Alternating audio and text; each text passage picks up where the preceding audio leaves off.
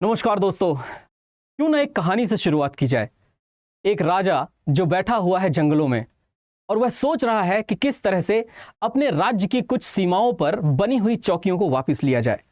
और इसी कड़ी में वह यह सोचता है कि जहां पर मुगलों की सबसे मजबूत और सबसे सुदृढ़ सेना हो, आक्रमण वहीं पर करना चाहिए। बात कर रहे हैं हम सन 1582 की। 1582 में दिवेर नाम की एक चौकी पर महाराणा प्रताप की सेना ने दशहरे के दिन टीका दौड़ के नाम पर आक्रमण किया। अकबर के चाचा सुल्तान खान की मृत्यु इसी युद्ध में हुई और 36,000 मुगलों ने महाराणा प्रताप के सामने आत्मसमर्पण किया। दोस्तों, ये वो दिवेर का युद्ध है जो दिवेर का युद्ध आज हमारी चर्चाओं में भी नहीं है। बड़ी बात तो यह है कि यह हमारे कभी भी आम जनमानस तक पहुंचता भी नहीं। ब्रिटिश इतिहासकार कर्नल जेम्स टॉड के हिसाब से जब आज से लगभग 2400 साल पहले मैराथन का युद्ध हुआ था, जिसमें संयुक्त यूनान ने फारस के खिलाफ मिलकर के लड़ाई लड़ी थी, वैसी ही कुछ लड़ाई यहां पर इस दिवेर के युद्ध को कर्नल जेम्स टॉड द्वारा बताई जाती है। यानी जेम्स टॉड कहते हैं कि जिस तरह से मैराथन का वह युद्ध संयुक्त रूप से यूनानी का फारसियों के विरुद्ध युद्ध है और उसके बाद फारसियों ने कभी यूनान पर हमला नहीं किया, वैसे ही महाराणा प्रताप का सन 1582 में लड़ा गया दिवेर का युद्ध वह युद्ध है जिसके बाद अकबर की कभी हिम्मत तक नहीं हुई कि वह महाराणा प्रताप के ऊपर आक्रमण कर सके। एक बार फिर से आप सभी का बहुत बहुत स्वागत। और इस आज के एपिसोड में, इस कहानी में हम जोड़ने वाले हैं उन सभी कड़ियों को जो आपके लिए महाराणा प्रताप के जीवन से संबंधित बेहद महत्वपूर्ण कड़ियां हैं। और इन कड़ियों को जोड़ते हुए हम लोग समझेंगे आज इस महापुरुष प्रातः स्मरणीय वीर शिरोमणि महाराणा प्रताप के जीवन की घटनाओं को, जो जीवन की घटनाएं पल पल हमें प्रेरणा देती हैं। जीवन में यह अमर कहानी अक्षर अक्षर गढ़ लेना, शौर्य कभी सो जाए तो राणा प्रताप को पढ़ लेना। ये बहुत ही सटीक बात है जो महाराणा प्रताप के चरित्र, उनके व्यक्तित्व पर पूरी तरह से फिट बैठती है। दोस्तों, हम हमेशा कहते हैं कि महाराणा प्रताप को आखिर लोक श्रुतियों के हिसाब से या आम जनमानस में महान क्यों माना जाता है, और उसके पीछे की सबसे बड़ी वजह है उनका चरित्र। उनका चरित्र ही इतना उज्जवल है। उनके चरित्र से ऐसा दैदीप्यमान सूर्य निकलता है जिस सूर्य को देखकर ही हमारी आंखों में एक अलग सी ठंडक मिलती है। आमतौर पर हम महाराणा प्रताप के बारे में थोड़ी बहुत कहानियां जानते हैं, लेकिन आज हम लोग महाराणा प्रताप को A to Z पढ़ेंगे। चलिए शुरू करते हैं महाराणा प्रताप के जीवन परिचय के बारे में। और उनकी जन्म जयंती आज 9 मई हमारे लिए एक त्योहार से किसी भी तरह कम नहीं। दोस्तों, महाराणा प्रताप के बारे में जब हम लोग पढ़ना शुरू करते हैं तो सबसे पहली बात आती है कि इनका जन्म कहाँ हुआ। 9 मई सन 1540 हिंदी महीने के हिसाब से देखा जाए तो ज्येष्ठ महीने की तृतीया को इनका जन्म हुआ। ये पैलेस है मेवाड़ की आकस्मिक राजधानी। इसे कहा जाता है कुंभलगढ़ का पैलेस, जिसे महाराणा कुंभा ने निर्मित करवाया था। दोस्तों, महाराणा कुंभा के निर्मित इस महल में महाराणा प्रताप का जन्म हुआ। बचपन से ही कुंवर प्रताप बहुत ही वीर और बहुत ही साहसी बच्चे हुआ करते थे और इनका बचपन कभी भी राजमहलों में नहीं बीता। इन्होंने हमेशा अपने बचपन को बिताया है उन सभी आदिवासियों के बीच में, उन भीलों के बीच में जो इनके राज्य के प्रमुख निवासी और इनकी प्रजा हुआ करते थे। इसी वजह से भील बहुत प्यार से राणा प्रताप को एक शब्द से सम्मानित करते थे और वह है कीका। कीका का मतलब होता है भीलों का बहुत प्यारा बच्चा जो पहाड़ों में विचरण करना अपना सौभाग्य मानता है। इसीलिए मुंतखब तवारीख लिखते समय मुल्ला अब्दुल कादिर बदायूनी की जो लिखी हुई किताब है उसमें वर्णन मिलता है महाराणा प्रताप को राणा कीका के तौर पर। दोस्तों, एक महान राजपूत राजा महाराणा प्रताप का जन्म स्थान कुंभलगढ़ पैलेस। 9 मई 1540 को इनका जन्म। इनके पिताजी का नाम हुआ करता था राणा उदय सिंह द्वितीय और इनकी मां का नाम हुआ करता था जयवंताबाई जी। जयवंताबाई जी सोनगरा चौहान राजपूत थी और राणा उदय सिंह द्वितीय ये गुहिल वंश की एक शाखा सिसोदिया राजपूत वंश से हुआ करते थे। दोस्तों, यदि हम और आगे बढ़ते हैं तो पाते हैं कि महाराणा उदय सिंह के पुत्र महाराणा प्रताप का गोगुंदा में राज्याभिषेक हुआ। चावंड इनकी राजधानी आगे चल करके बनी। 28 फरवरी 1572 को गोगुंदा में इनका राज्याभिषेक हुआ। कुंभलगढ़ में इनका जन्म। महाराणा अमर सिंह इनके सबसे ज्येष्ठ पुत्र। 19 जनवरी 1597 को इनका देवलोक गमन हुआ। चावंड राजस्थान इनकी आखिरी राजधानी थी और मेवाड़ इनका राज्य हुआ करता था। इनकी पत्नियों में अजब दे पवार जी, फूल कंवर जी एवं अन्य पत्नियां थीं। इनके रिलेटिव की अगर बात करें, यानी इनके संबंधियों की, तो महाराणा प्रताप के संबंधियों की जो लीनियज है, जिस वंशावली से महाराणा प्रताप आते हैं, वह वैसे भी शूरवीरों की ही वंशावली है। शूरवीरों की वंशावली कहने का अर्थ यह है कि जिस वंश की स्थापना बप्पा रावल अथवा कालभोज ने की हो, जिस वंश में खुमाण, रावल रत्न सिंह, रावल समर सिंह, राणा हमीर सिंह, महाराणा कुंभा, महाराणा संग्राम सिंह प्रथम अथवा महाराणा सांगा जैसे योद्धा हुए हों, उस व्यक्ति को अपने वंश के बारे में किसी को क्या बताने की आवश्यकता। दोस्तों, शूरवीरों के वंश का हम इतिहास जानते हैं और शूरवीरों के वंश को हम आम जनमानस में उतना ही लोकप्रिय रखते हैं जितना कि उनसे मिलने वाली प्रेरणा।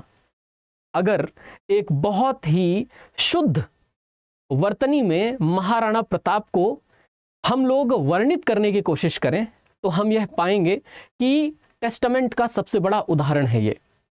अपने दृढ़ निश्चय, अपने साहस, अपने शौर्य, अपने पराक्रम से इन्होंने न सिर्फ कि उस समय पर अपने से एक बहुत बड़े क्षेत्र पर शासन करने वाले सम्राट को अपने सामने झुका दिया, बल्कि अकबर की इन इच्छाओं का भी अंत हो गया, जिन इच्छाओं के तहत अकबर चाहता था कि वह महाराणा प्रताप के ऊपर अपना अंकुश लगा पाए। ऐसा नहीं है कि अकबर ने बहुत सारे संदेश नहीं भेजे, अकबर ने बहुत सारे लोगों को नहीं भेजा, लेकिन ये सभी नेगोशिएशंस कभी भी महाराणा प्रताप के खिलाफ कामयाब नहीं हो पाए। दोस्तों, महाराणा प्रताप के जो बेटे महाराणा अमर सिंह अगले महाराणा बने, इन्होंने भी अपने पिता की उसी उज्जवल कार्य को जारी रखा और उसी उज्जवल कार्य को जारी रखते हुए बहुत सारे युद्ध इन्होंने भी मुगलों के खिलाफ लड़े, जिनमें से सभी के सभी युद्ध महाराणा अमर सिंह ने भी जीते। दोस्तों, ये एक बहुत ही शानदार इतिहास है जिसके बहुत सारे रेफरेंसेस हैं। मैं बात करूंगा सबसे पहले annals and antiquities of Rajasthan की। Annals and antiquities of Rajasthan किताब लिखी गई है एक ब्रिटिश इतिहासकार द्वारा, जिनका नाम हुआ करता था colonel James Tod.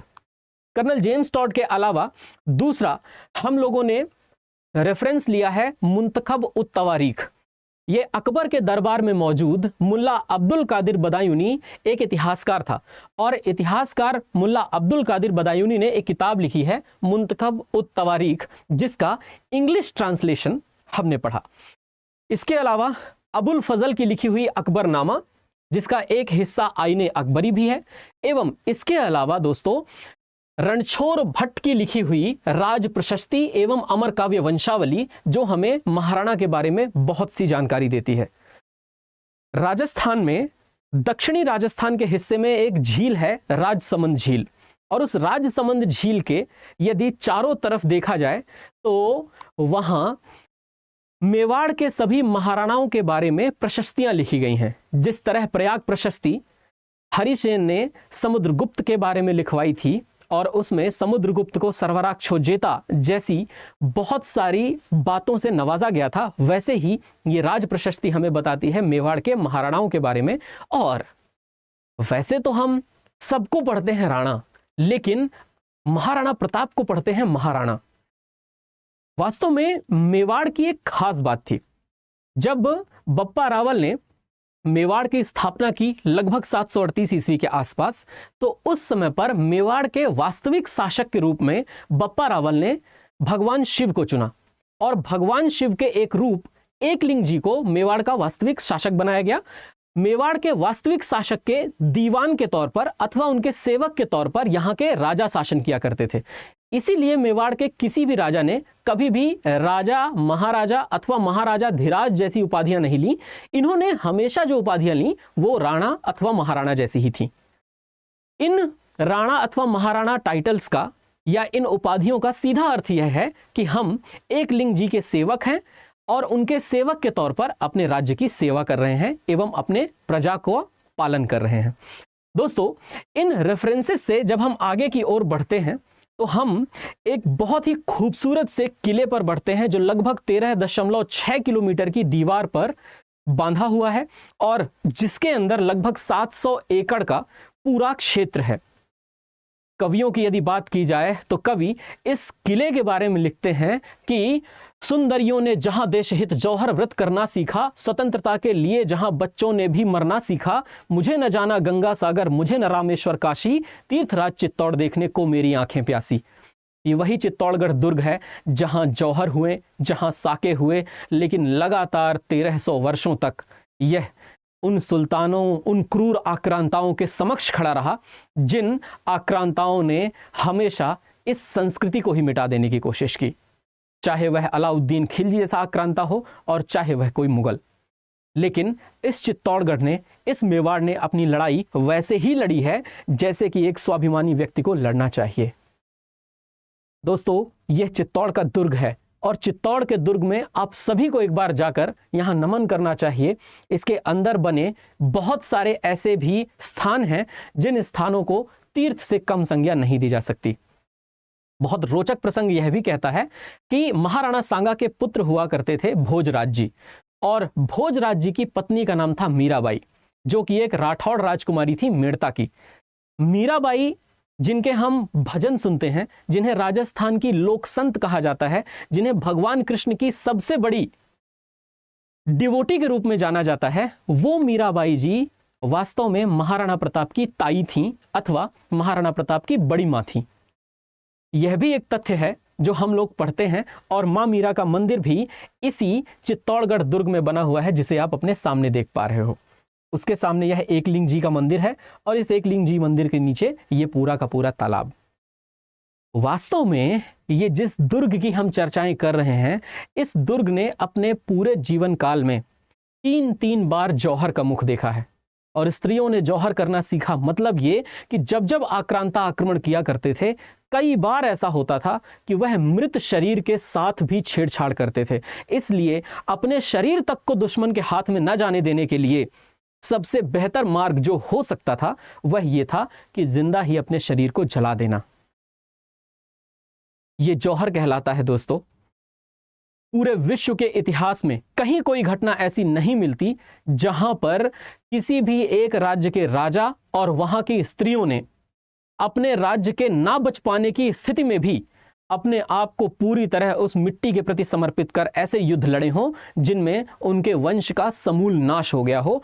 Haldi Ghati युद्ध भी इसी का एक बहुत बड़ा उदाहरण है, जहां तोमरों ने ऐसी वीरता की गाथा लिखी, जहां तोमरों ने इतना बड़ा बलिदान दिया कि उनका पूरा वंश ही लगभग खत्म सा हो गया था। आज महाराणा प्रताप की गाथा सुनने के पहले हम लोग यह समझ लें कि आखिर महाराणा प्रताप के साथ किस तरह की परिस्थितियां बनी थी और उसके बाद महाराणा प्रताप ने किन विषम परिस्थितियों में अकबर के खिलाफ यह युद्ध जारी रखा। दोस्तों, सबसे पहले राज्य जयपुर की चर्चा करेंगे। 1562 की बात है। 1562 में हरखाबाई, जो कि आमेर की राजकुमारी हुआ करती थी और राजा भारमल की पुत्री हुआ करती थी, यही हरखाबाई हैं जिन्हें इतिहास में गलत तरीके से जोधाबाई कहा जाता है या इतिहास में प्रचलित रूप से जोधाबाई कह दिया जाता है। इनकी शादी हुई अकबर के साथ, और अकबर के साथ शादी होने का मतलब यह कि जयपुर अब मुगलों के लगभग साथ हो गया था। दूसरा, 1568 में अकबर ने चित्तौड़गढ़ पर आक्रमण किया और यह चित्तौड़ पर आक्रमण अकबर के दामन पर लगा हुआ सबसे बड़ा कलंक है अथवा सबसे बड़ा दाग है। यहां जब अकबर ने आक्रमण किया तो अकबर ने एक तो महीनों तक घेरा डाले रखा और उसके बाद जयमल और फत्ता, ये दो ऐसे शूरवीर योद्धा थे जिन्होंने इस दुर्ग को बचाने के लिए अपनी कोशिशें की, और जयमल और फत्ता की वीरता को देखते हुए और दुर्ग को बचाने के उनके प्रयास को देखते हुए अकबर भी प्रभावित होकर इनकी मूर्तियां आगरा के किले में लगवाता है। दोस्तों, चित्तौड़गढ़ जब अकबर के हाथों गया, उस समय पर अकबर ने यहां लगभग 30,000 लोगों को जिंदा कटवाया था और इस बात का रिकॉर्ड अबुल फजल ने अपनी किताब में किया है। इसका मतलब यह है कि अकबर के महान राजनीतिक चरित्र पर कुछ दाग भी हैं, जिनमें से एक बड़ा दाग यह है। 1569 के आसपास की बात है। बूंदी और कोटा में शासन करने वाले हाड़ा राजपूतों ने अकबर के साथ संधि कर ली।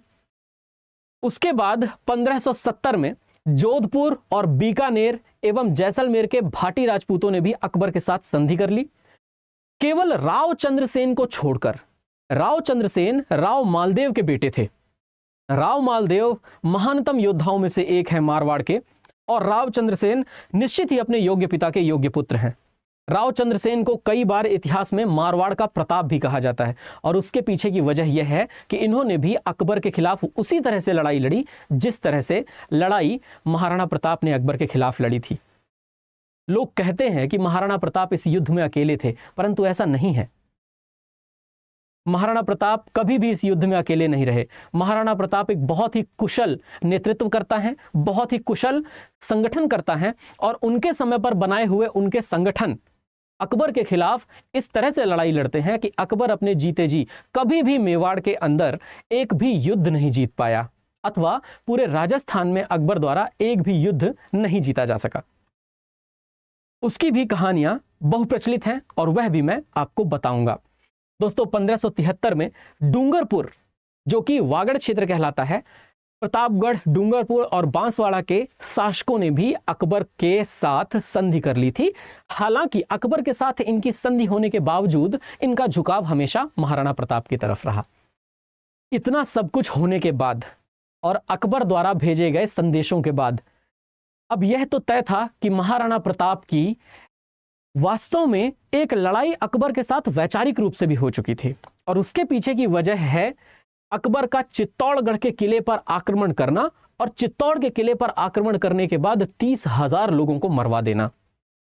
यदि किसी राजा की निरीह प्रजा को 30,000 मासूम निर्दोष लोगों को मार दिया जाए तो वह राजा कभी भी किसी सामने वाले आक्रांता से खुश नहीं रह सकता। और शायद महाराणा प्रताप और अकबर के बीच लड़ाई की प्रमुख वजहों में एक यह भी है कि चित्तौड़ के किले में अकबर ने यह कत्लेआम मचाया था, इस नरसंहार को अंजाम दिया था। अगर यह नरसंहार न हुआ होता तो शायद इतिहास में इतनी चर्चाएं भी न होती। दोस्तों, आगे चलकर कुछ ऐसी घटनाएं घटी जिन घटनाओं में अकबर ने महाराणा प्रताप के साथ संधि करने के बहुत सारे प्रस्ताव भेजे, लेकिन अकबर के उन सभी प्रस्तावों को एक एक करके महाराणा प्रताप ने ठुकरा दिया। महाराणा प्रताप के पास सबसे पहले अकबर के द्वारा भेजे गए जलाल खां कोरची आए। महाराणा प्रताप ने उस प्रस्ताव को भी ठुकराया। उसके बाद अकबर ने बीरबल को भेजा, महाराणा प्रताप ने उस प्रस्ताव को भी ठुकराया। उसके बाद अकबर ने राजा टोडरमल को भेजा, उसको भी महाराणा प्रताप ने ठुकरा दिया। उसके बाद अकबर ने राजा मान सिंह को भेजा, उसे भी महाराणा प्रताप ने ठुकरा दिया। और शायद मान सिंह का हल्दी घाटी की सेना और हल्दी घाटी के युद्ध में मुगल सेना का नेतृत्व करने के पीछे यह भी बड़ी वजह थी, क्योंकि वो भी इसे अपनी आन बान शान पर ले गए थे, क्योंकि मान सिंह को ऐसा लगता था कि महाराणा प्रताप ने मेरे दिए हुए प्रस्ताव को ठुकराया है और मैं भी तो आखिर एक राजा हूं। हालांकि उस समय पर मान सिंह एक कुंवर हुआ करते थे। मान सिंह के पिता भगवान दास उस समय पर राजा हुआ करते थे। अकबर ने अंततः भगवान दास को भी बोला कि जाओ महाराणा को समझा कर आओ। जब भगवान दास महाराणा प्रताप के पास पहुंचे तो महाराणा प्रताप ने उन्हें मात्र एक बात कही कि आज से लगभग 50 साल पहले की बात है, सन 1527 की। खानवा का युद्ध हो रहा था। मेरे दादाजी अकबर के दादाजी के खिलाफ लड़ाई कर रहे थे, और उस खानवा के युद्ध में राणा सांगा और बाबर के बीच हुए युद्ध में आपके दादाजी यानी आपके राजा पृथ्वीराज कछवाहा ने मेरे दादाजी का साथ दिया था। और चूंकि राणा सांगा के साथ पृथ्वीराज कछवाहा थे जो कि जयपुर के थे, वो आज भी हमें दिखना चाहिए। मैं तो चाहता हूं कि कुछ ऐसा हो कि आप इस सेना का नेतृत्व करें जो अकबर के खिलाफ लड़ाई करती हो। मैं आपके छत्र तले सहर्ष लड़ने को स्वीकार हूं, लेकिन मुझे अकबर की अधीनता स्वीकार नहीं। एक व्यक्ति जो अपने स्वाभिमान की लड़ाई लड़ना चाहता है, उसे समझाने के लिए कितने लोग आते हैं। बात मात्र इतनी सी थी कि हमें नहीं झुकना और हमें अपने मेवाड़ को स्वाधीन रखना है। अकबर की यह जिद कि वह अकबर लगातार धीरे धीरे मेवाड़ के अंदर अपने आधिपत्य को चाहता था, वह संपूर्ण राजपूताने में अपने अधिकार को जमाना चाहता था, और इस अधिकार को जमाने की होड़ में वह यह भी भूल गया कि वह एक आक्रांता के रूप में इतिहास में नजर आता है। महाराणा प्रताप ने कभी आगरा पर जाकर के हमला नहीं किया, अकबर ने ही आगरा फतेहपुर से निकल करके मेवाड़ पर हमला किया है। तो दोस्तों, यह बात समझ आती है हमें कि यह एक आत्मरक्षा की भी बहुत बड़ी लड़ाई थी। दोस्तों, अगर हम आगे बढ़ें तो मुल्ला अब्दुल कादिर बदायूनी की किताब मुंतखब तवारीख का रेफरेंस लेते हुए इस हल्दी घाटी के युद्ध को गोगुंदा का युद्ध पढ़ते हैं। और हल्दी घाटी के युद्ध की सीमा तो लगभग निर्धारित ही हो चुकी थी। इसका प्लॉट ऐसा बन चुका था कि मान सिंह अपने सम्मान पर इस बात को ले गए थे, और इस बार मुगल सेना का नेतृत्व मान सिंह करने भी वाले थे। मान सिंह ने मुगल सेना का नेतृत्व किया, हल्दी घाटी का युद्ध हुआ। अब्दुल कादिर बदायूनी एक ऐसा व्यक्ति है जो हल्दी घाटी के युद्ध का आंखों देखा हाल अपनी किताब मुंतखब तवारीख में लिखता है और इसे गोगुंदा का युद्ध कहता है। लेकिन अबुल फजल एवं अन्य सभी इतिहासकारों ने दावा किया है कि यह लड़ाई खमनौर नाम के गांव के पास लड़ी गई थी, जो कि राजसमंद जिले में आता है, और वह हल्दी घाटी नाम के एक बहुत ही संकरे दर्रे में लड़ी गई थी। इस संकरे दर्रे में हल्दी घाटी का जो दर्रा है, यह उदयपुर से अजमेर को जोड़ता है। अकबर ने हल्दी घाटी युद्ध की योजना अजमेर में ही बनाई थी, और अजमेर से ही मुगल सेना मान सिंह के नेतृत्व वाली पूरी मुगल आर्मी आगे की ओर बढ़ रही थी, और इधर से मेवाड़ की आर्मी आगे की ओर बढ़ रही थी, और दोनों जाकर उदयपुर और अजमेर के बीच वाली स्थिति हल्दी घाटी पर मिलते हैं। दोस्तों, हल्दी घाटी का युद्ध कैसा हुआ है इस पर तो हमारी चर्चा है ही, परंतु यह आप देख सकते हैं कि एक तरफ अजमेर है, अजमेर से सेना आगे की तरफ बढ़ रही है, और अजमेर से सेना का आगे की तरफ बढ़ना, और इधर उदयपुर से सेना का आगे की तरफ बढ़ना, और फिर जाकर के यह युद्ध राजसमंद में होना। इसका मतलब यह वो स्थान है जो हल्दी घाटी है, और हल्दी घाटी को हल्दी घाटी इसलिए कहते हैं क्योंकि यहाँ की मिट्टी का रंग पीला है। यह मिट्टी का रंग पीला होने की सबसे बड़ी वजह है यहाँ की मिट्टी में मौजूद आयरन के ऑक्साइड्स। जब भी लोहे के ऑक्साइड्स कहीं भी होते हैं तो वो लोहे के ऑक्साइड्स हमेशा मिट्टी के रंग को, याद रखिए, पीला कर देते हैं।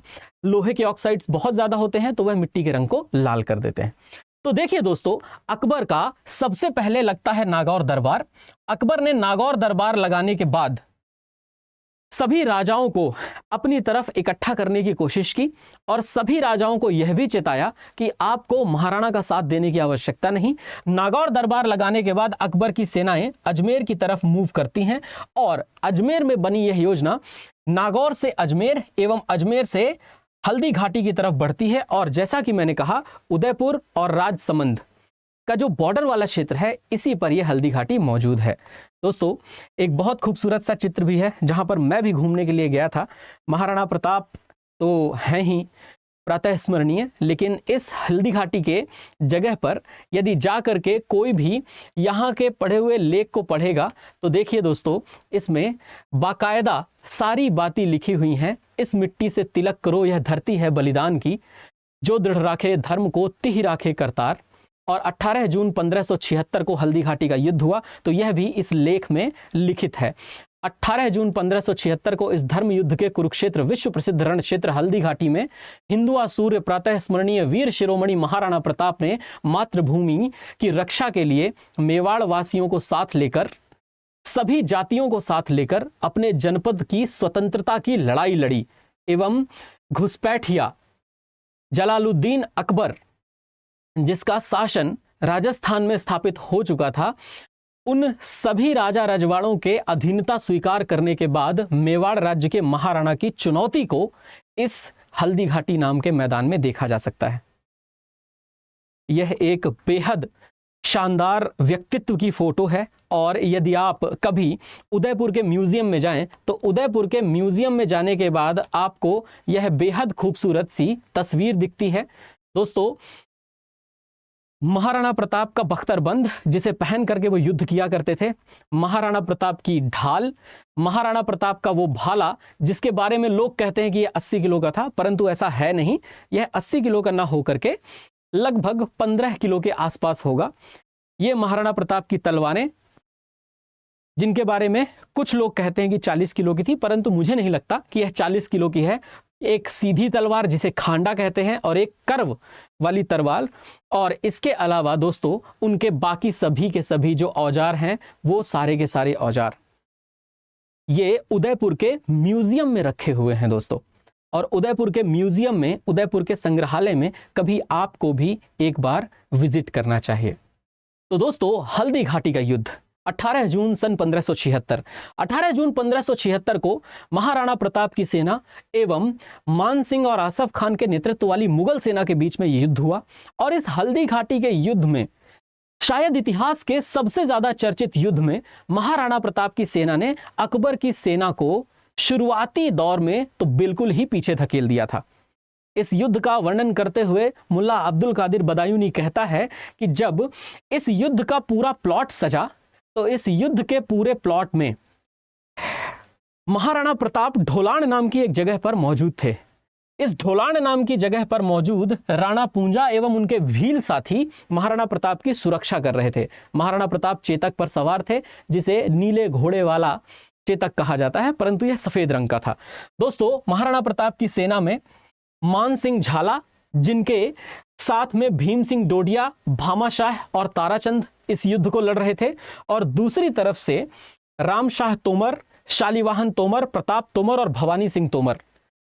रामशाह तोमर वो व्यक्तित्व थे जो ग्वालियर के राजा थे, और जब बैरम खान और अकबर ने आक्रमण करके ग्वालियर पर अधिकार किया था, तो ग्वालियर पर अधिकार करने की वजह से रामशाह तोमर ग्वालियर से निकलकर मेवाड़ चले गए थे, और मेवाड़ में राणा उदय सिंह द्वितीय ने इन्हें शरण दी थी।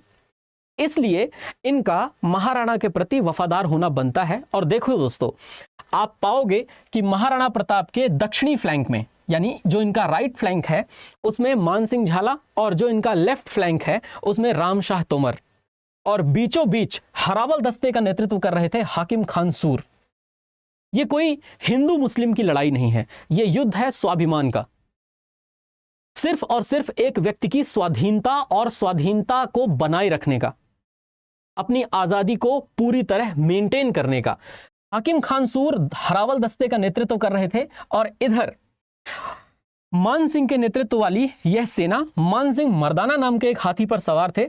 और मान सिंह के अगर आप लेफ्ट फ्लैंक को देखें तो उसमें लून कनर और काजी खान एवं गाजी खान जैसे योद्धा, और यदि आप राइट फ्लैंक को देखें तो उसमें सैयद हाशिम बारहा और आसिफ खान जैसे योद्धा, ये सभी तैनात थे। और इस युद्ध की पूरी स्थिति बन चुकी थी, परंतु ये युद्ध था एक संकरी सी जगह पर, जो कि एक हल्दी घाटी का दर्रा है, और पीछे महत्तर खान नाम का एक ऐसा सेनापति हुआ करता था जो तैनात था। दोस्तों, मुंतखब उत तवारीख में यह लिखा हुआ है कि महाराणा प्रताप के लेफ्ट फ्लैंक ने राइट फ्लैंक पर इतना जोरदार हमला बोला कि इन सभी को लगभग 4 कोस पीछे भागना पड़ा, और ये बनास नदी तक भाग गए। बनास नदी में उस समय पर बाढ़ आई हुई थी, और उस बाढ़ हुई बनास नदी में बहुत सारे लोग इनमें से कूद भी गए। दोस्तों, ये हमला इतना ज्यादा खतरनाक था कि शुरुआत में तो ऐसा लगा कि जैसे महाराणा की सेना ने पूरी तरह से अकबर की सेना को नेस्तनाबूद कर दिया है। कहने वाले कहते हैं कि 80,000 की सेना इधर अकबर की हुआ करती थी और 20,000 की सेना महाराणा प्रताप की हुआ करती थी, परंतु यदि मुंतखब उत तवारीख की माने तो लगभग 5,000 से 6,000 की सेना मान सिंह की थी, और लगभग 2,500 से 3,000 की सेना महाराणा प्रताप की थी। यानी महाराणा प्रताप की सेना वास्तविकता में अकबर की सेना से तो कम थी। और जब यह आक्रमण हुआ तो इस आक्रमण के बारे में मुल्ला अब्दुल कादिर बदायूनी लिखता है कि शालिवाहन तोमर ने ऐसी भयानक वीरता दिखाई थी जिससे रणचंडी भी प्रसन्न हो चुकी थी। इस युद्ध में जब पूरी तरह से लेफ्ट फ्लैंक लगभग बर्बाद होने लग जाता है, परंतु सैयद हाशिम बारहा के नेतृत्व में यह लड़ाई चलती है, तो उसी समय महत्तर खान पीछे से चिल्लाना शुरू करता है कि अकबर आ गया, अकबर आ गया। और जब अकबर के आने की खबर अकबर के ही सेना के लोगों ने सुनी, मुगल सेना ने सुनी, तो मुगल सेना में थोड़ा उत्साह आया इस लड़ाई को लड़ने का। वरना नैतिक रूप से और मोरलिस्टिक रूप से इस लड़ाई को मुगल सेना लगभग ही हार गई थी। बाद में सारी की सारी मुगल सेना पुनः वापस आती है। मान सिंह मर्दाना नाम के हाथी पर बैठकर इस युद्ध को लड़ रहे थे और इसी समय महाराणा प्रताप का गुस्सा इस स्तर पर पहुंच गया कि मुंतखब तवारीख में लिखा हुआ है कि इतनी गर्मी है कि ज़ेरे-बंद के अंदर मगज पिघल रहा है। इसका मतलब ये कि जो वॉर गियर है उसके अंदर पूरा का पूरा सिर गर्मी की वजह से पिघला जा रहा है। मगज मतलब दिमाग। और अचानक से महाराणा प्रताप चेतक को एड़ लगाते हैं और चेतक को एड़ लगाने के बाद जैसे गरम छुरी मक्खन को चीरती है, वैसे ही महाराणा प्रताप सीधे इसको चीरते हुए हाकिम खान सूर के बगल से निकलकर सीधे मान सिंह पर आक्रमण करने की कोशिश करते हैं। सबसे बड़ी गलती अगर इस युद्ध की मानी जाए तो वो यही है कि महाराणा की सेना पहाड़ों से लड़ते लड़ते मैदानों पर आ गई थी और मैदानों पर यदि कम नंबर के लोग हों तो कम नंबर के लोगों को आसानी से हराया जा सकता है। कुछ ऐसा ही हुआ। महाराणा प्रताप की बहुत तेजी से इस अचानक किए हुए आक्रमण से मानसिंह भी घबरा गए और मानसिंह को तो यह पता ही नहीं चला कि आखिर ये महाराणा आ कहां से गए। एक बहुत जोरदार तरीके से भाला फेंक करके मानसिंह को मारा था महाराणा प्रताप ने। और ये आइकॉनिक सीन आप देख भी सकते हैं, जो कि बहुत ही जोरों से भाला चलाने का महाराणा प्रताप का एक सीन है। महाराणा प्रताप भाले को फेंक करके मारते हैं। महावत तो हाथी का वहीं मारा जाता है, परंतु ये भाला जाकर के लगता है मान सिंह के हौदे में। और ये जो हौदा है जिस पर हाथी में कोई भी व्यक्ति सवार होकर के लड़ता है, इस हौदे में मान सिंह नीचे छिप जाता है। प्रताप को लगा कि मान सिंह की मृत्यु हो गई और महाराणा इस बात से निश्चिंत भी हो गए थे। परंतु इसी में एक बड़ी घटना घटती है दोस्तों, और वो घटना ये है कि जिस समय महाराणा अपने भाला से मान सिंह को मार रहे थे, इस मर्दाना हाथी के सूंड में लगी हुई कटार से चेतक के पिछले पैर को इस सूंड ने काट दिया। और चूंकि चेतक का पिछला पैर ही कट गया, चेतक के पिछले पैर के कट जाने की वजह से चेतक इस युद्ध में घायल हो गया था और महाराणा के शरीर में भी लगभग 7 घाव लग चुके थे, जिनमें से 3 तो गोलियों के घाव थे। यानी इस युद्ध में तोपों का एवं गोलियों का दोनों का इस्तेमाल हो रहा था।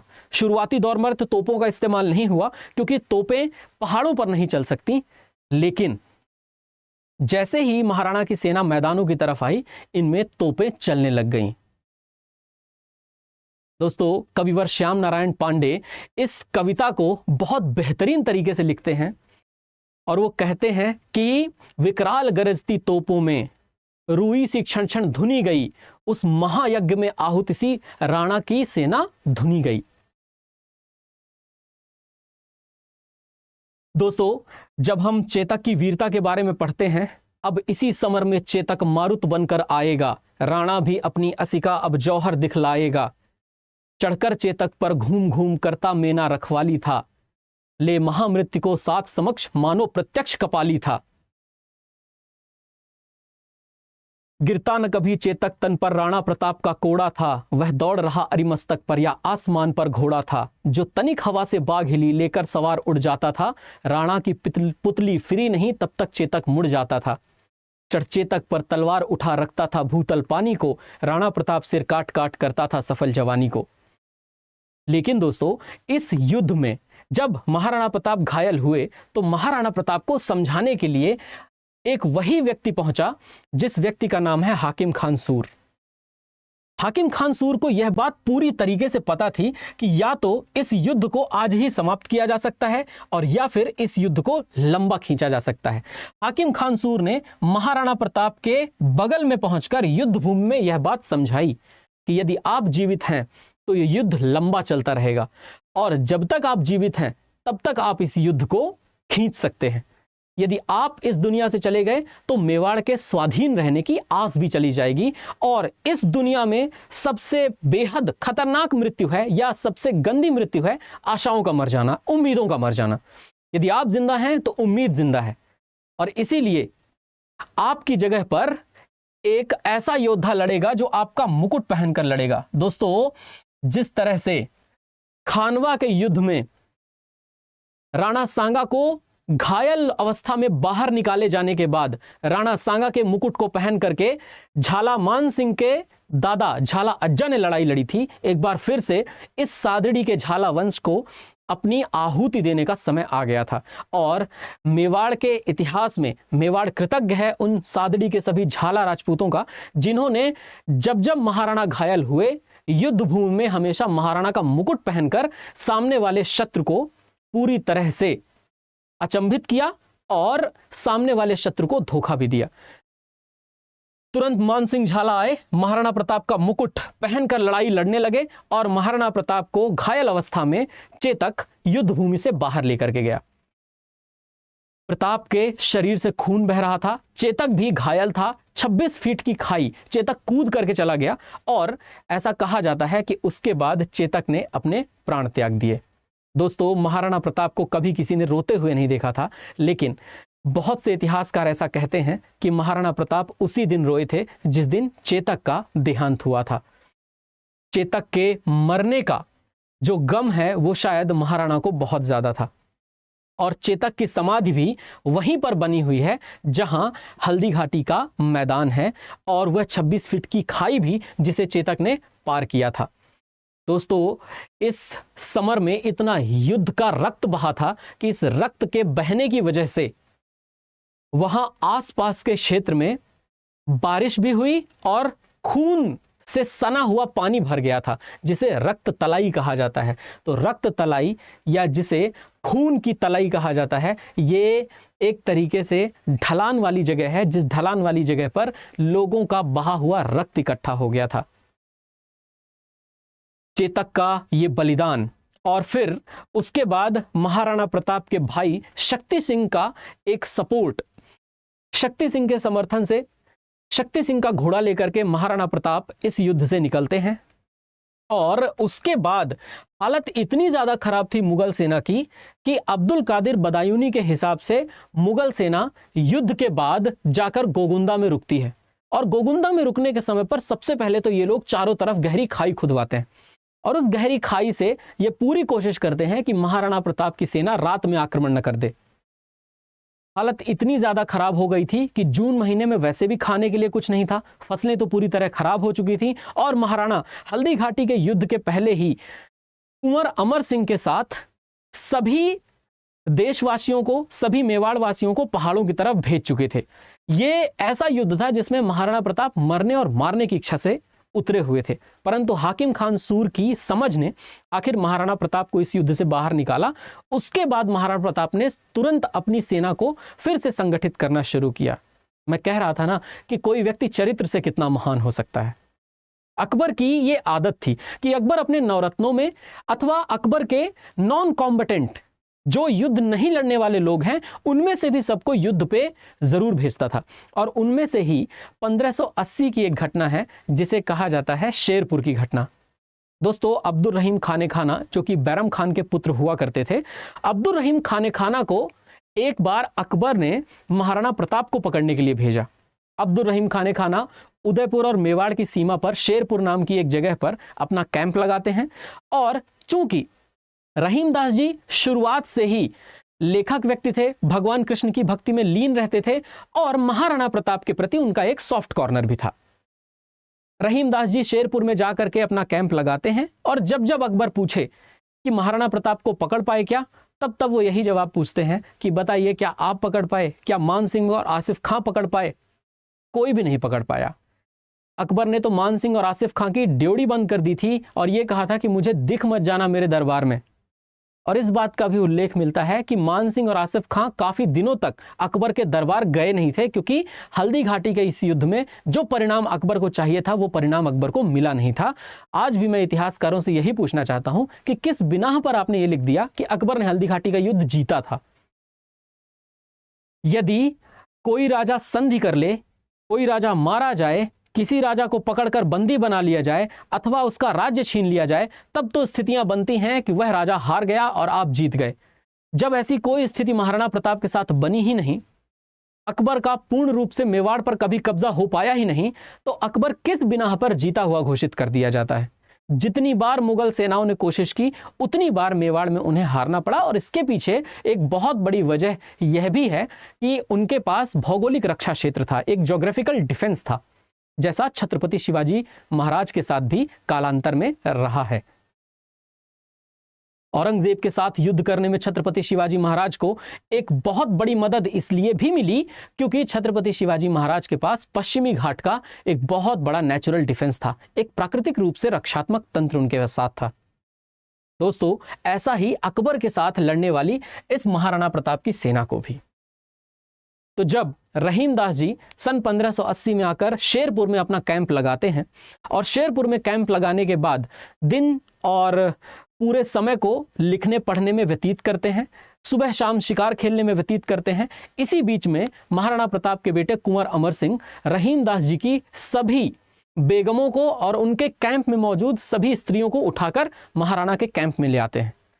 जब महाराणा ने अपने खेमे में उन सभी स्त्रियों को देखा जो एक इस्लामिक ड्रेस में थी, तो महाराणा ने यह बात कुंवर से पूछी कि कुंवर ये क्या है? तो कुंवर ने बताया कि मैं जितने भी मुगल में या मुगल खेमे में जितने भी जनाना मौजूद थे उन सभी जनानों को उठा करके ले आया हूं। तो महाराणा इस बात से अत्यधिक क्रोधित हुए। महाराणा ने तुरंत एक माफीनामा, एक पत्र लिखा और उस क्षमा पत्र को सह सम्मान सभी बेगमों को समुचित रूप से पहुंचवाने के बाद अपनी तरफ से रहीमदास जी को देने की बात कही। और रहीमदास जी ने जब वह पत्र पढ़ा तो उस पत्र में स्वाभाविक तौर पर यह बात लिखी हुई थी कि कम से कम महाराणा युद्ध के बीच में औरतों और बच्चों को तो नहीं लाएगा। इस कृत्य के लिए मैं आपसे स्वयं माफी मांगता हूं रहीमदास जी। और रहीमदास जी इतने भावुक हुए, उन्होंने एक बात कही थी, धर रेसी रेसी उमर खपजासी खुरसान अमर विशंभर ऊपरो नीचे राखो रान। इसका मतलब होता है कि मुझे नहीं पता खुरासन से आए हुए ये तुर्क कितने वर्षों तक इस पृथ्वी पर शासन करेंगे, लेकिन जब तक धरती से ऊपर देखने पर चांद और सितारे दिखते रहेंगे तब तक महाराणा तुम्हारा नाम बहुत ही सम्मान के साथ इस पृथ्वी पर लिया जाएगा। आखिर यही वजह है कि महाराणा प्रताप चारित्रिक रूप से इतने महान हैं कि हमारी दृष्टि पड़ते ही हमें अपने अंदर से ही रोमांच का भाव आता है। महाराणा अपने आप में एक ऐसा इंस्टीट्यूशन है, वो एक ऐसा संस्थान है जिनसे चरित्र की प्रेरणा ली जा सकती है। यही एक खास बात है जो हम महाराणा प्रताप के बारे में पढ़ते हैं। लेकिन ये बात यहां तक रुकी नहीं। हल्दी घाटी का युद्ध होना, शेरपुर की घटना होना, कुंभलगढ़ में महाराणा प्रताप का जाना और फिर कुंभलगढ़ का भी महाराणा प्रताप के हाथों से निकल जाना, शाहबाज खां के हाथों चले जाना और बाद में महाराणा प्रताप का कुंभलगढ़ पर आक्रमण करके शाहबाज खां को वहां से भगा देना, उदयपुर से मौजूद सभी के सभी मुगलों को भगा देना, ये इतनी जल्दी हुआ है कि महाराणा प्रताप ने अपने खोए हुए क्षेत्र को पुनः प्राप्त कर लिया है, केवल चित्तौड़गढ़ को छोड़ करके। दोस्तों, 1582 की वो घटना, जिस 1582 की घटना में महाराणा प्रताप ने एक युद्ध लड़ा है और इसे कहते हैं दिवेर का युद्ध। यही है जो हमारे इतिहास में मिलता नहीं, परंतु इसका जो युद्ध है, यह युद्ध महाराणा प्रताप की नहीं, ये महाराणा अमर सिंह की वीरता के लिए प्रसिद्ध है। दोस्तों, अकबर का चाचा सुल्तान खां ये दिवेर में तैनात था और वहां 36,000 मुगल थे। लगभग 10,000 की फौज के साथ दशहरे के दिन महाराणा प्रताप ने टीका दौड़ के नाम पर आक्रमण किया और आक्रमण करने के बाद दिवेर में लगभग तबाही मचा दी। माना जाता है कि कुंवर अमर सिंह ने एक भाला फेंक कर मारा था जो सुल्तान खान के शरीर से धंसते हुए, घोड़े से धंसते हुए जाकर जमीन में धंस गया था। और चूंकि यह भाला सुल्तान खान के शरीर से धंसकर, घोड़े से धंसकर जमीन पे धंस गया था, इस वजह से वह व्यक्ति जिसका नाम है सुल्तान खान, वह अमर सिंह को देखता है और जानता है कि वास्तव में इस वंश की बेल में ही कुछ बात है, इस वंश में कुछ तो खास है। युद्ध लड़ना इनका खेल है और जिस व्यक्ति के जीवन में युद्ध लड़ना ही उसका खेल हो तो उसे हराना लगभग असंभव हो जाता है। 1582 का यह दिवेर का युद्ध, ये भारतीय इतिहास से जरूर गायब है, लेकिन हम जानते हैं कि आम जनमानस में दिवेर के युद्ध के बारे में कितनी सारी बातें प्रचलित हैं। दोस्तों, दिवेर के युद्ध के बाद महाराणा प्रताप ने लगभग सभी क्षेत्रों को अपने कंट्रोल में ले लिया था और यही बहलोल खां के साथ एक सीन हुआ जहां पर महाराणा की तलवार ने बहलोल खां को घोड़े सहित चीर डाला था। वास्तव में दिवेर का युद्ध कुछ गुस्से का युद्ध भी है। वो 1576 की हल्दी घाटी वाला गुस्सा बहुत ही संयोजित रूप से निकलता है दिवेर में, और ये जो घटनाएं आप देखते हो, ये जो बातें आप सुनते हो, ये बातें बहुत सारी जगह तक सत्य भी हैं। भले ही ये हमारे इतिहास के पन्नों में हमें मुख्य धारा के इतिहास में नहीं मिलती, लेकिन जैसा कि मैंने आपको कहा, कर्नल जेम्स टॉड जैसे इतिहासकारों ने एवं रणछोड़ भट्ट जैसे इतिहासकारों ने एवं बहुत से इतिहासकारों ने इसको अपनी किताबों में लिखा है। Annuls and antiquities of Rajasthan को जब आप पढ़ते हैं, जो कि राजस्थान के इतिहास के पिता कहे जाते हैं जेम्स टॉड, उनकी किताब में यह पूरा का पूरा वर्णन और वृत्तांत मिलता है हमें। इवन दोस्तों, अमर काव्य वंशावली और राज प्रशस्ति में भी इसके बारे में बातें लिखी हुई हैं और इसके बारे में जानकारी दी हुई है। महाराणा प्रताप के चरित्र का जो महान होना है, ये महाराणा प्रताप के चरित्र का महान होना वास्तव में महाराणा को भी महान बनाता है, और यही कारण है कि महाराणा प्रताप इतने महान हैं। दोस्तों, 1584 में अकबर ने आखिरकार एक और ऐसा योद्धा भेजा, एक और सेना नायक भेजा कि आखिर महाराणा को हराया जा सके। और 1584 में जिस योद्धा को भेजा गया था, उनका नाम था जगन्नाथ कछवाहा। जगन्नाथ कछवाहा भी एक बार फिर से मेवाड़ केसरी महाराणा प्रताप को हराने के लिए पहुंचते हैं, लेकिन जगन्नाथ कछवाहा को भी हार का मुख ही देखना पड़ता है। और 1584 के बाद आखिरकार अकबर को यह बात समझ आ गई थी कि कम से कम इस राजस्थान में एक राजा ऐसा है जिसके पीछे हमें बहुत ज़्यादा ऊर्जा नहीं लगानी चाहिए, क्योंकि उसको हराना लगभग नामुमकिन है। और फिर अकबर अपने उत्तर पश्चिम के कार्यों में व्यस्त हो गया था, क्योंकि वहां पर भी उज्बेक अपना सिर उठा रहे थे। अकबर ने 1584 के बाद से अपना शासन लाहौर से ही किया है, और अकबर फिर दिल्ली और आगरे के क्षेत्र से निकल करके लाहौर से अपने शासन को संचालित करता है। मेरे ख्याल से दोस्तों, ये जो इतिहास है, ये इतिहास आपको जानना चाहिए, अपने दोस्तों के साथ शेयर करना चाहिए। और ऐसा इतिहास अगर आप पढ़ना चाहते हो, जितनी डेप्थ में मैंने आज आपको इतिहास पढ़ाया है, तो यह बैच है जिसमें आपको यह इतिहास मिलेगा, जिसे समाधान बैच के नाम से जानते हैं। दोस्तों, आप इसे पढ़िएगा ज़रूर, और समाधान बैच के माध्यम से आप हिस्ट्री, ज्योग्राफी, पॉलिटी, इकोनॉमिक्स चारों पढ़ सकते हैं। इसके लिए जो आपको कूपन कोड इस्तेमाल करना है वो होगा Y263। मैं आपको इसकी प्रक्रिया बहुत ही सामान्य तौर पर बता देता हूं। प्रक्रिया सिंपल सी है। आपको जाना है गूगल पर, सर्च करना है अड्डा 24/7, और अड्डा 24/7 सर्च करने के बाद आप पहुंच जाते हो इस वेबसाइट पर। ऑल कोर्सेस में जाइए, एसएससी पर जाइए। एसएससी के सामने आपको सीजीएल दिखेगा।